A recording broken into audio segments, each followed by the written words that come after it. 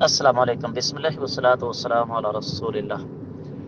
سوال ہے جی، حالت احرام میں کیا بیت اللہ کو چھوا جا سکتا ہے یا حجر اسود کو بوسہ دیا جا سکتا ہے حالانکہ اس کے اوپر خوشبو لگی ہوتی ہے؟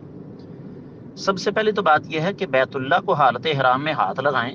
آپ کو یہ کس نے کہا کہ بیت اللہ کو خوشبو لگی ہوتی ہے؟ بیت اللہ کو کوئی خوشبو نہیں لگی ہوتی، پہلی بات تو یہ۔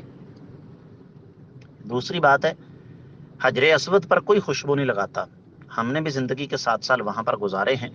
ہاں، رکن یمانی پر یہ سلسلہ موجود ہے کہ رکن یمانی پر وہ لوگ خوشبو لگاتے ہیں، لیکن وہ بھی چند لمحات کے اندر اس کا اثر ختم ہو جاتا ہے۔ اور کیوں ختم ہو جاتا ہے؟